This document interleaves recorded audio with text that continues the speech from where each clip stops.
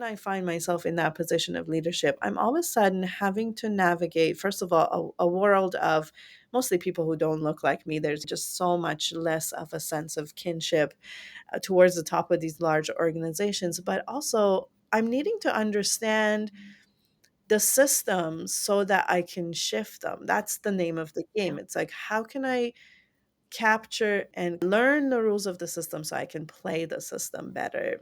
Mm. And those rules or the way things work either are invisible to the movement, so to speak, at the grassroots, or it's just completely painted as bad, suspect, awful. Mm. And I don't disagree with them. I mean, the reason that I'm in these positions is because I want to be making change and shifting some of the rules by which we play the game.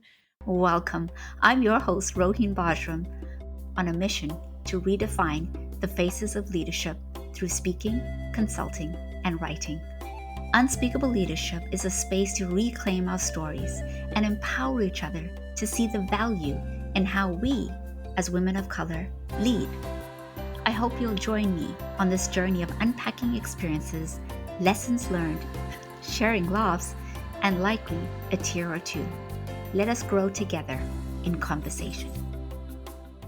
I am so excited to be in conversation with an incredible leader who I have gotten to know over the last couple of years and have also had to share some farewells and some goodbyes as they have transitioned into different roles for whom I've admired.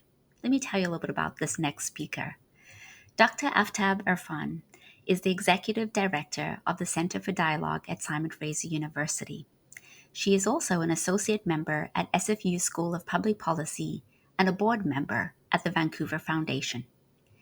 Previously, Aftab served as the inaugural Chief Equity Officer at the City of Vancouver and the Director of Dialogue and Conflict Engagement at the University of British Columbia. Aftab is an urban planner by training and has extensive experience as a process designer and facilitator spanning 15 years and 4 continents. She specializes in hosting dialogues on contentious issues with warmth, creativity, and an aspiration for systemic change.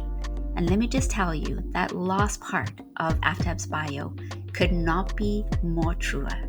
I have witnessed Aftab take individuals through a journey of growth and discovery on some of the most tough questions and issues and led them into enlightenment and lightness.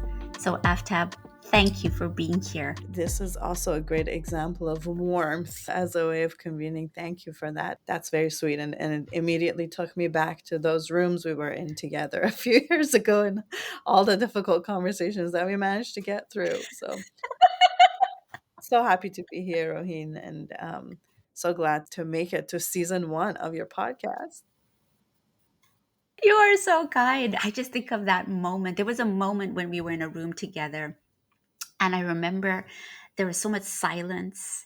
The air was thick with emotions and tension. And I remember thinking, oh my gosh, where is this going to go? Like, where is this conversation going to take us? And you just cut through that air with probably one of the most beautiful questions, which is just asking people to sit with what's coming up for them.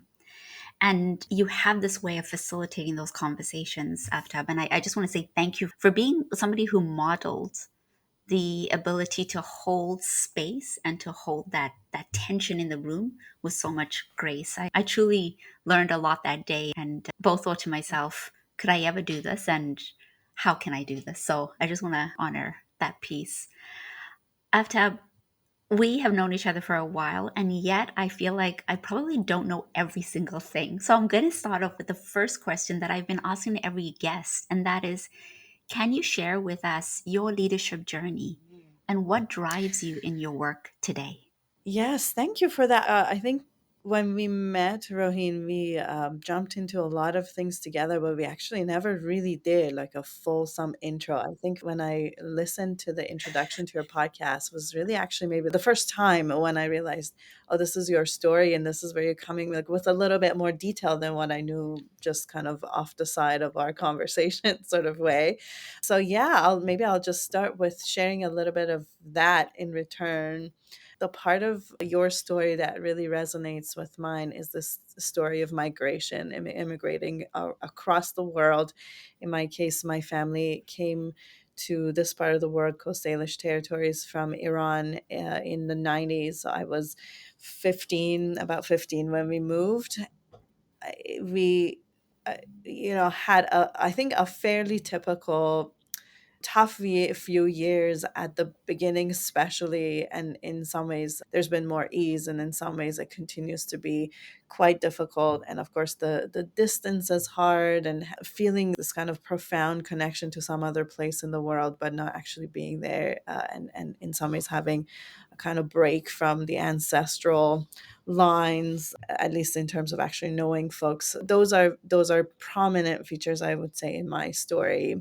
I grew up during the time of war in Iran, but when I was born and until the age of 8, there was a war between Iran and Iraq at the time, and we lived in the capital city. And at some points, it really impacted us. So there was bombardments of the major cities, and we had to escape to a little village. And so I think there is something in my, almost like in the DNA or in my MO, which is really a kind of, how can we stop war and can we avoid war, and is there a different way?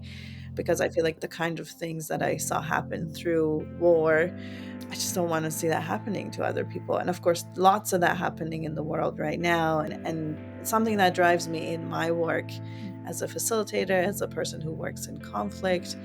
How do we take a path that's not going towards war? And not necessarily with the tanks and the bombs, but I think we are in a moment in time where relationally we can be at war so often with so many people around us, and it's a tough place to be, and it's a destructive place to be. So yeah, there's definitely kind of a bias or orientation towards alternatives to war, peace in a way, and peace as the presence of justice, not just the presence of quiet or something like that. But I think we have so much opportunity for that in our society right now, and so many missed opportunities as we on autopilot go towards escalation of conflict. So that's maybe a summary of what drives me. Yeah. I want to say thank you. I remember After something you said in a training that you had facilitated many years ago around conflict. You had asked individuals in the room, and I was one of them, are you the person who runs towards the fire, or are you the person who runs away from it? And I remember just that visual imagery that you had ignited in the training session being so profound. And for me, I think I was one of the few individuals in that room who said, I run towards a fire.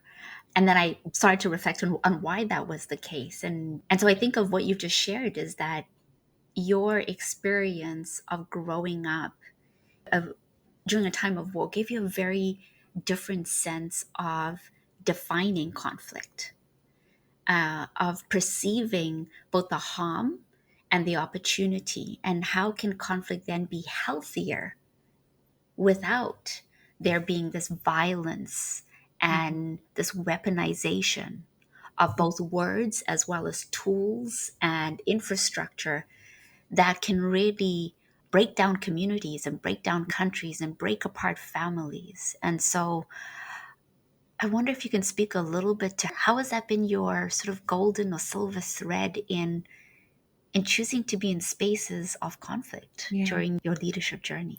One of the things I think that happens when you come from an actual war zone is that the conflicts in institutional spaces look relatively manageable in comparison to that. I've been in so many rooms where Everybody is like kind of quite activated. And it's not that I don't get activated, but there's that bigger perspective of, well, actually, like nobody is in actual physical danger in this moment. We are not going to die. We're going to make our way through this. And we have some choices to make about that. And in a way, the more we are regulated, the more we are in our best thinking, the more we are in our deepest thinking and outside of our very sort of individualistic, self-serving motives, the more likely it is that we can make our way through these difficult moments. So yes, in a way, I think most people would also experience me as someone who runs towards the fire, towards conflict. And part of that, Mm. it's not that I'm looking for it, but that the conflicts about how do we speak with each other, who gets which part of the office, or who gets to lead in what way, those are manageable compared to some of the bigger ones that I'm coming from. And yeah, I do think that we avoid the war by being in better, healthier conversations together. Mhm. I will say some of this has been challenged and is continuously challenged in this realm of social justice, which I know we have a shared interest in what is happening in that space. And from time to time, I will be in a room where colleagues are talking about, well, no, actually, we just have to fight this as hard as we can and use all the tools and take it Mhm. to the courts and take it to the street and break the window, like just even some of the more edgy, if you will, some of the more on the verge of violence tactics. I think it's important to be able to talk about those. And I don't have a strict rule of that is never okay. I just think it's got to be our last resort because, as you say, so much gets destroyed. And actually, the people who are most vulnerable are actually the ones who most often get destroyed in heated conflict and escalation of conflict, in lawsuits, and, in all of those. So, in terms of protecting Mhm. people, the more we have other tools, the less likely it is that we need to use those. Yeah. I love the offering that you have around other tools because often I think in spaces where justice and really injustice is probably the better naming for me to raise, that there is a propensity to want to use the Mhm, similar tools that created the injustice. And so I often think of, well, what's the alternate? What is the better tool to pick up or to utilize to shift towards redefined ways of being, redefined ways of thinking? And I want to kind of tease out something that I've been mulling over. And this has been sparked by many of the conversations that you and I have had around leadership roles. And it's the sense that when you enter your first, or sometimes your second, or sometimes in your case, multiple leadership roles, we get closer and closer to what feels like mhm. proximity to power. And power can mean different things. And so I guess my first question for you is what does proximity to power mean to you? And how has that shown up in your leadership journey when you think about the different tools that you can rely on in that Mhm, mhm. wielding of power? Yeah, I think we can go down this rabbit hole of trying to define power. Maybe the most straightforward way that it shows up uh, is literally in terms of being in formal positions of power or close to formal positions of power. So, in the past few years, 5 years or so in my life and career, I've now had titles that start with chiefs and executive and that kind of thing. I'm part of power in these large Mhm. institutions where I have decided to spend my time. And in many ways, I've either had a lot of decision making power or have been literally very close to. I've been a confidant or an advisor to somebody who has a lot of power in the sense of being able to make large decisions that have huge impact for lots and lots of people. But when I first started in these positions, I happened to be reading a book called Power for All. Julie Batilana and Taziana Cassiaro, if I'm getting those names right. This is maybe the most comprehensive book that I've read on power, but there's this section that talks about what happens to leaders as they make their way up the ladder of leadership, if you will, and what are the Mhm. consequences of an experience of power on individuals. And this is a very interesting chapter. It talks about proximity to power or having power makes people less attentive to others' emotions. They did these studies of literally as you go higher and higher in an organization, your ability to read emotions from the faces of people is diminished. When you That need doesn't give us any hope. the most to be able to know what's going on with people. You can't understand what's going on with people. There's an increase in self focus and less empathy. There's increase in self confidence. So powerful people are more brave. They believe they have greater control over aspects of their actions. And it literally, as you move in that position, you move in this direction. And in some way, you need to, because you're needing to make bold decisions, and so that kind of disinhibition needs to actually relax to be able to let you actually make the decisions. They might be more able to justify selfish actions as altruistic and virtuous. So there's this ability to do things and justify them to yourself. And then there's increased self-serving, impulsivity, and feelings of exceptionalism. The rules that apply to other people don't apply to me.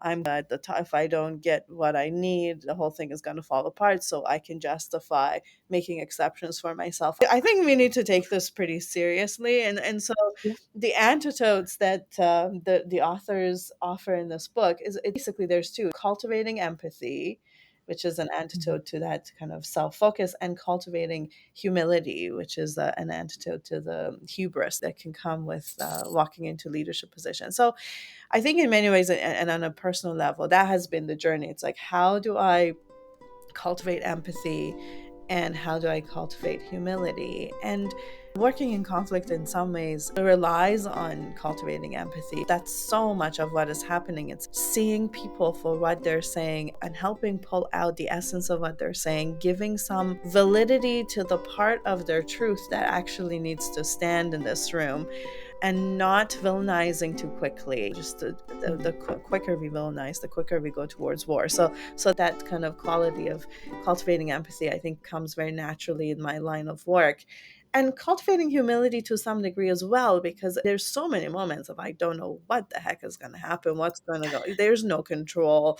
I do not have the answers. Like it would be just unfathomable to think that I can go in with answers. And so it is, again, the line of work often helps put me in place. And even when I'm using Mhm. my best skill and I'm at the top of my game, things go wrong and things blow up. And so it's easy to be humble in a way.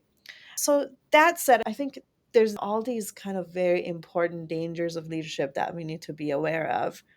I think the other things that happens when we're in proximity to power, and especially in spaces where we care about justice, and this move towards equity, I noticed that something else happens, which is that I come from, in so many ways, I come from community, I come from the grassroots. The concerns of activists have been my Mhm.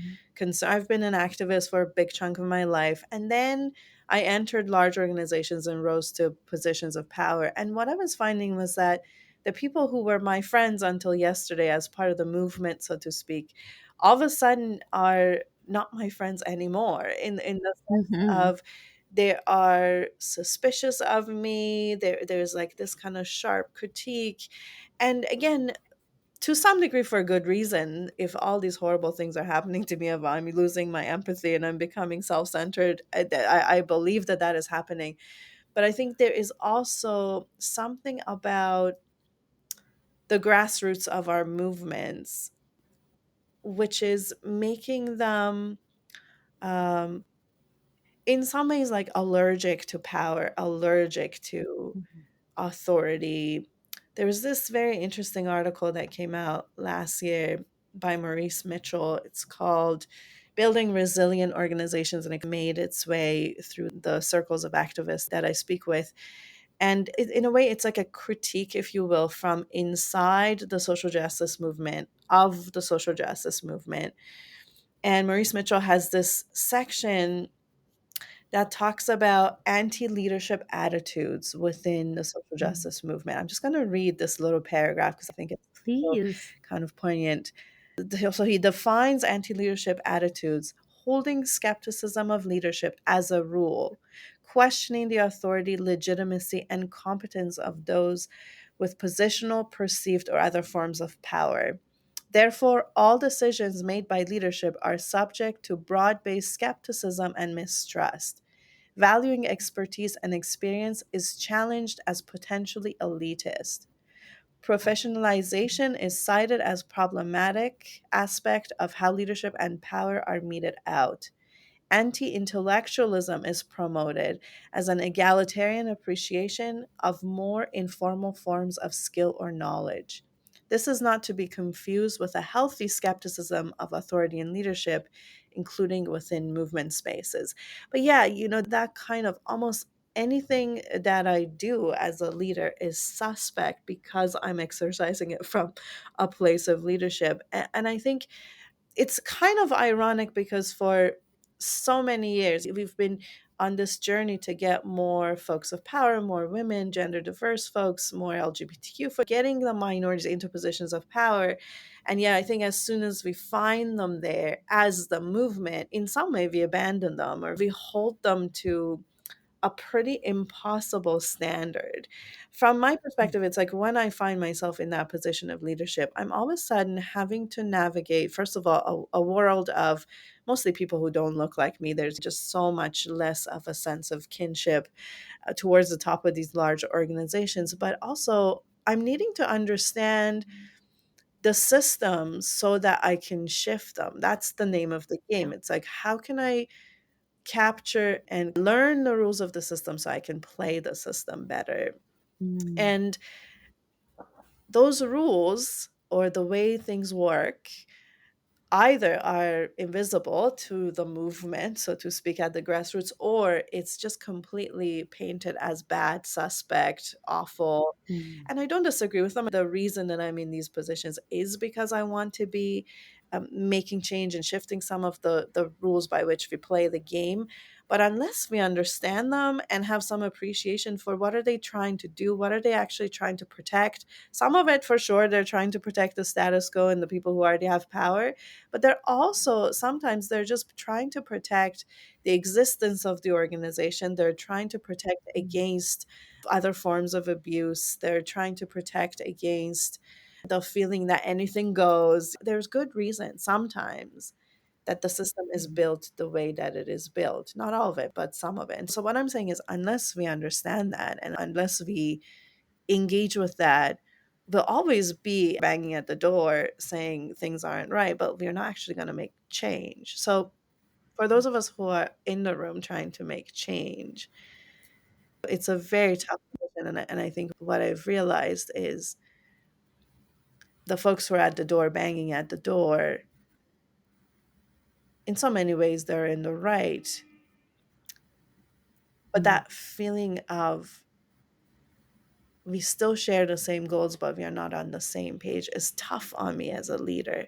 Yeah. And it's a little Yeah. hard to invite more of the folks from the movement into this room when I know how tough it is, or when I know how brutal it can be, how what it means in terms of who no longer speaks to you or doesn't trust you. It can be very Hmm. painful. So I do think we have both as leaders within these rooms and how we connect with the folks at the door.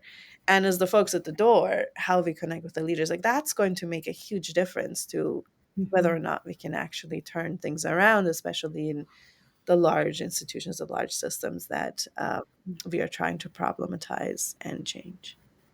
Hmm. Aftab, I got goosebumps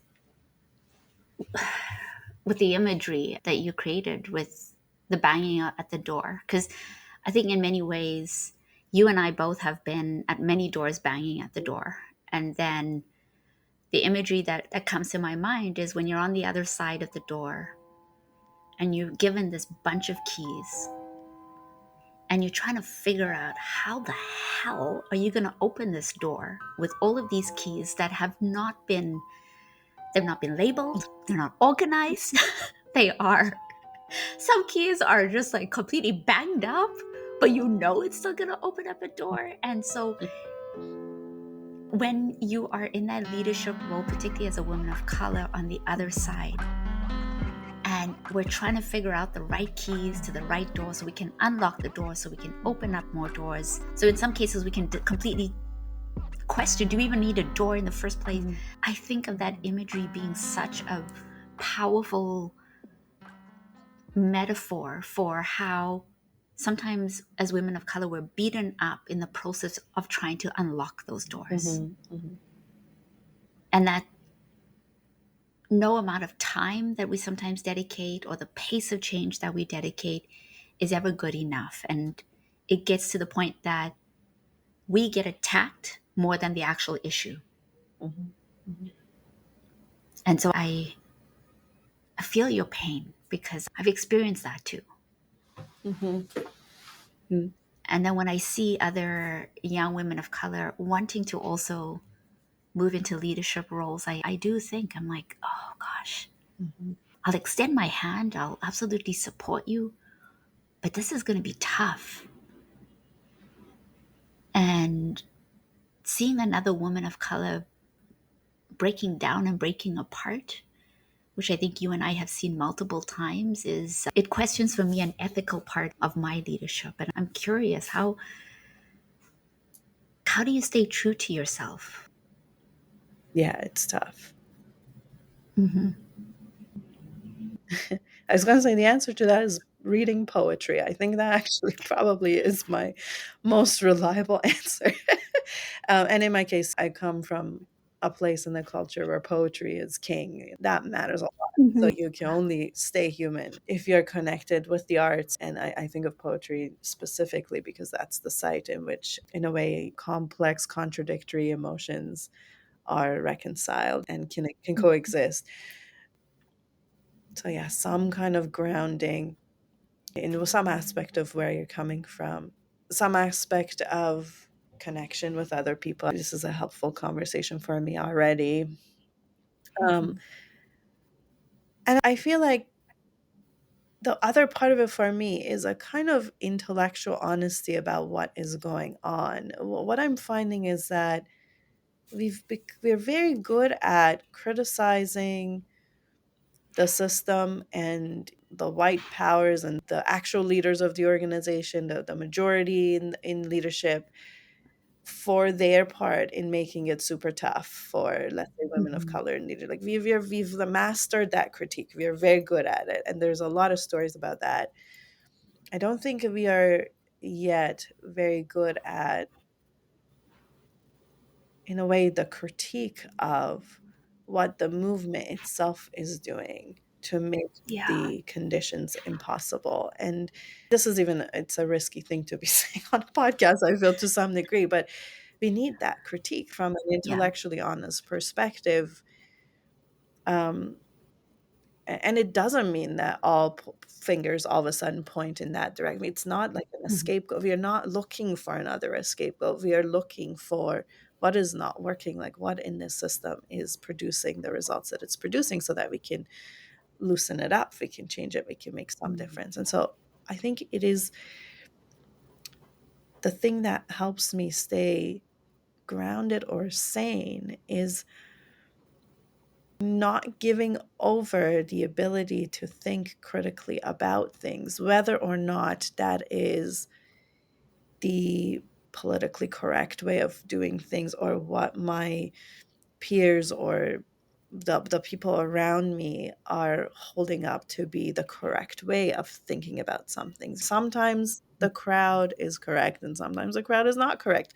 Like we got to be able to think for ourselves, and that seems very important Yeah. because otherwise I'm just going with groupthink, Mm. and that's what takes us into dangerous territory. Yeah. Yeah. I know what you're saying is risky, and I'm going to put myself in beside you and to also provide a sense of cloaking to say, I think what we're just about to say just now is going to be the thing that some people who are listening are going to be angry at us about, or some will probably breathe a sigh of like, "My God, somebody's saying it." And when I look at particularly the last few years with the social justice movement, I think we've done a really good job at naming the harms and being able to talk about some really critical conceptualizations like white fragility and so many other concepts. And that's pushed people away. Mm, mhm, That's also pushed people towards complacency or perhaps just getting into a place where they just can't deal with it anymore, so they don't give a damn anymore. And then mhm, sometimes then our voices have become louder and louder because we're not getting perhaps the same sort of level of respect that or the same level of attention even like a year ago or the year before that. And so it's feeling as if there's a dying down of something. And I think that we see that in some of the narratives around DEI and EDI. mhm, And I can't help but wonder if there is an opportunity now for us to articulate a different movement, mhm, mhm, a movement that brings people in rather than excludes them,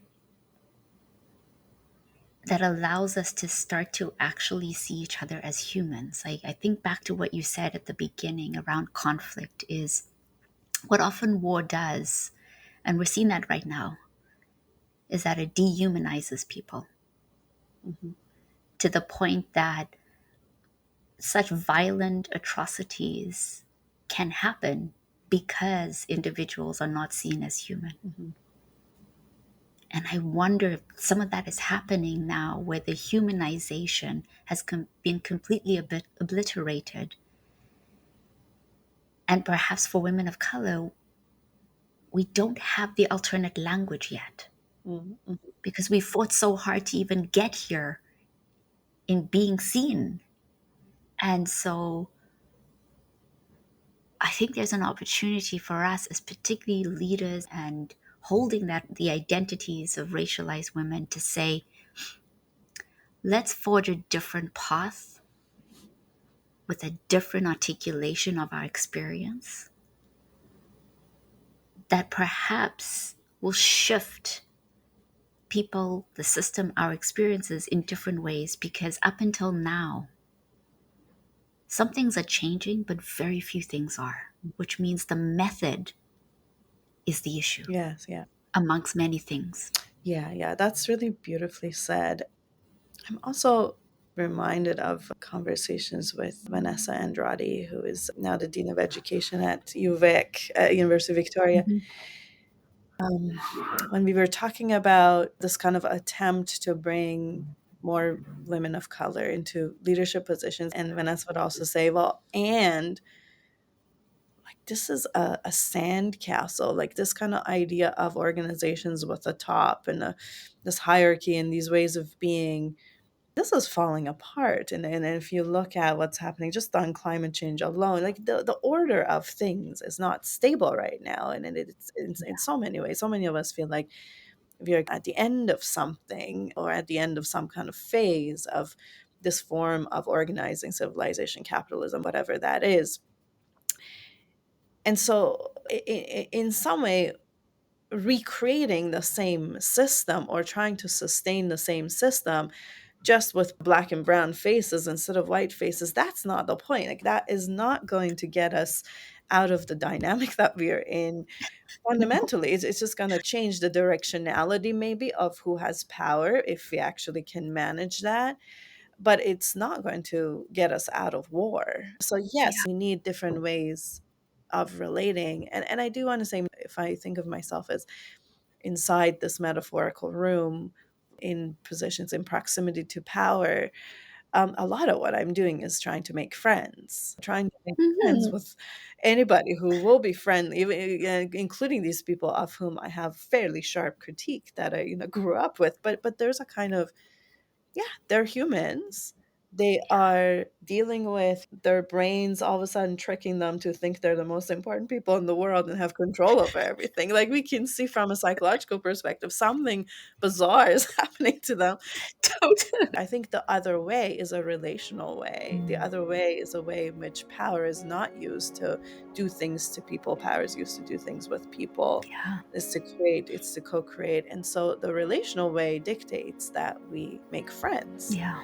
and we see people for who they are, so that I can explain to them what's going on with the people at the door. And that's like also a huge part of the time that I'm spending, is like translating the thing that's Hmm. being banged at the door to what does it mean in terms of these keys? What do these actually do? And I do think that there's an element of strategy here. There's a little bit of, you catch a lot of flies with honey or whatever that expression is, but there's a kind of a softness and spaciousness Hmm.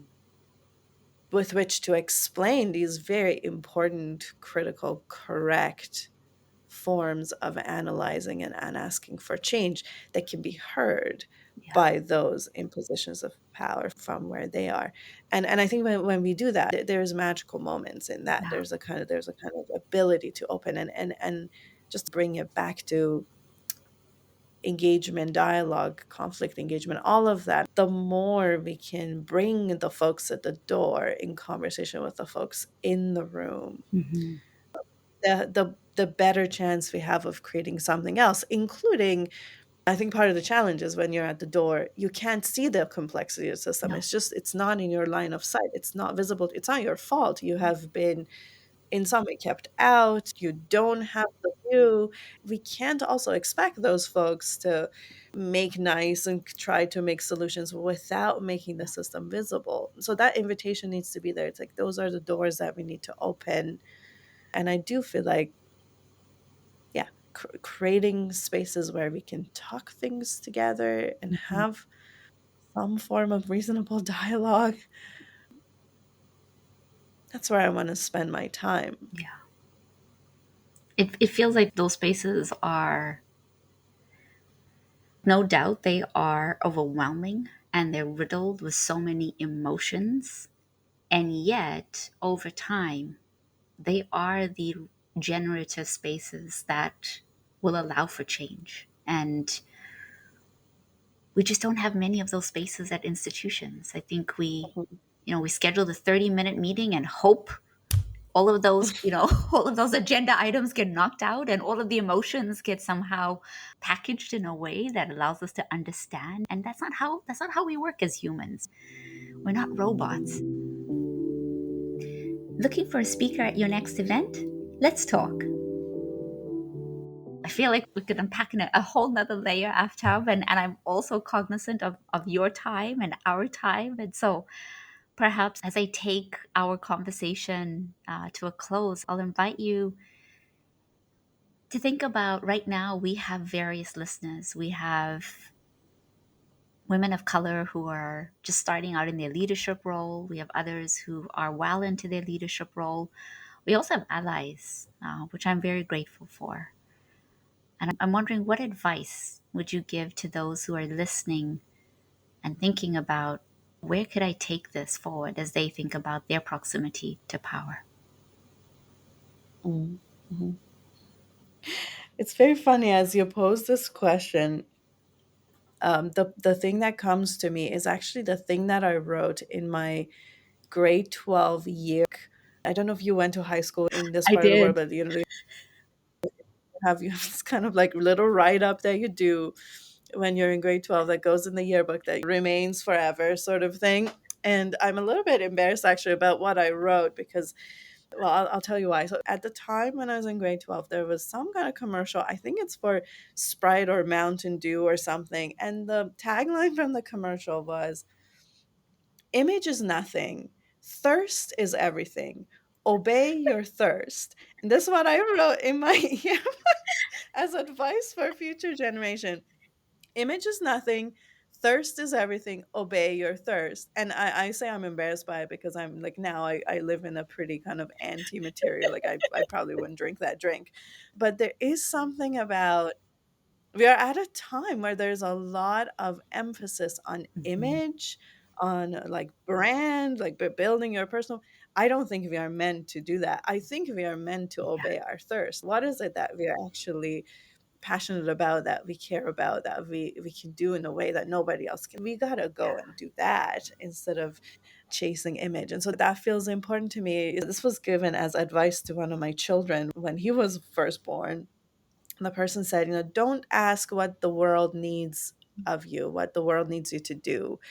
Do the thing that brings you Mm. alive, because the world needs more people who have come Oh, alive. I I love that. love that. It's another way of saying obey your thirst. It can get very confusing trying to analyze exactly what is needed. What am I supposed to do? What would set me up for the next promotion? Or what I have found in my experience is when I do the things that really bring me alive, that's the thing that feels the most Mhm. worthwhile. And the world sees that. Not all of the world sees that, but in some ways, the pieces that matter will see that. And so that feels like a much more dependable strategy for me in terms of navigating a life or a career than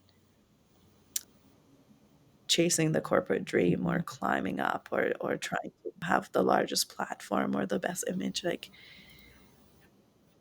those are, first of all, easily lost given the chaos of the world, and I don't think create satisfaction in the way that obeying your thirst does.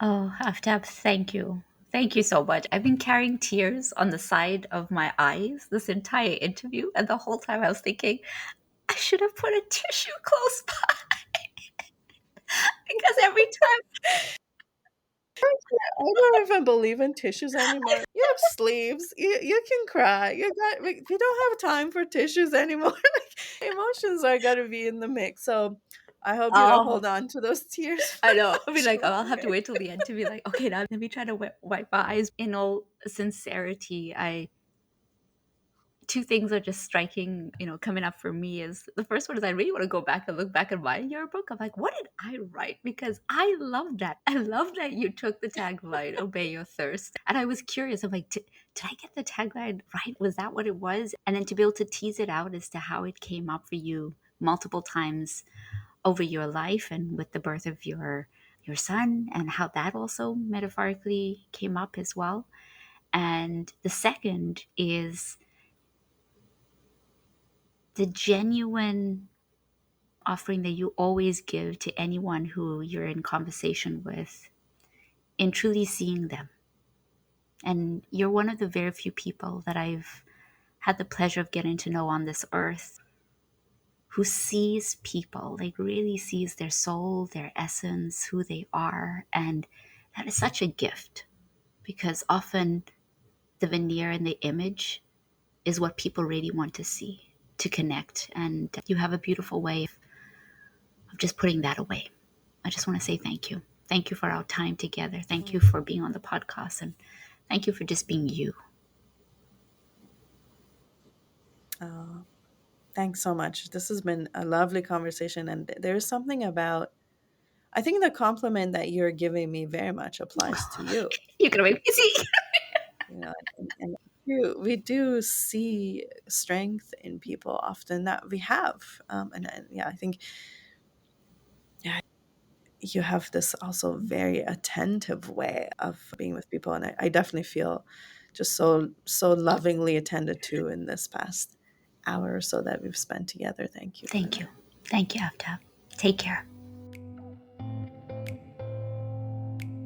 Transitioning from merely claiming a title in your signature to actively shaping dialogue at the tables of influence marks a profound evolution in leadership. Taking up a leadership role transcends the superficial trappings of authority. It means willing to dive deep into the crucible of responsibility and the nexus of power. But make no mistake, the journey to the corner office is not an easy one. It is a relentless ascent, fraught with challenges, stresses, and the weight of expectations. My mentor's wisdom resonates with me. Use your platform to do good, Roheen. This is what they would always share. But how does one define good in a terrain where risks are large, safety levels vary, and the specter of insecurity haunts women of color disproportionately? For me, it boils down to 3 guiding principles.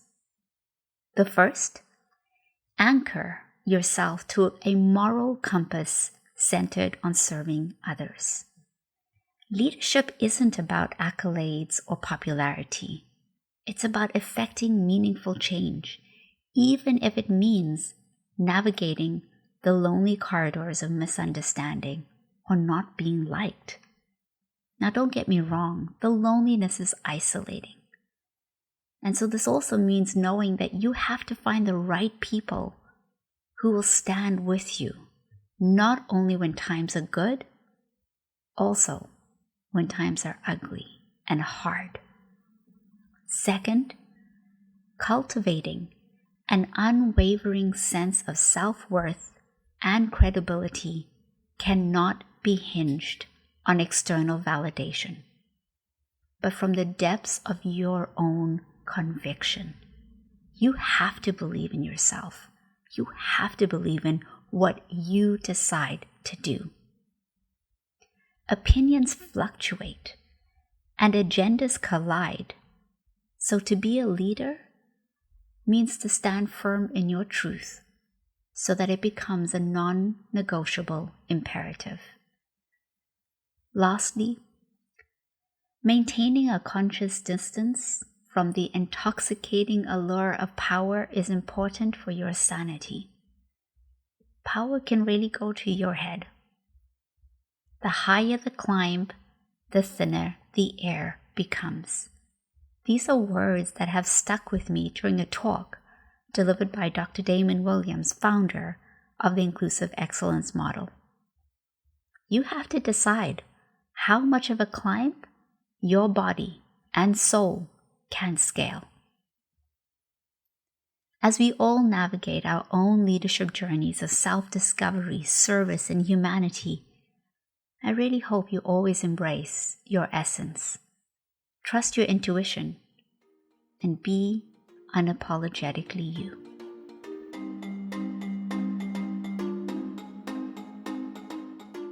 There is an African proverb that says, "In the moment of crisis, the wise build bridges and the foolish build dams." Who do you need to build bridges with to remind you that power or a title does not define you and what you can do? Now, always remember, the world needs more of you being just you. As always, take care of yourself and see you soon.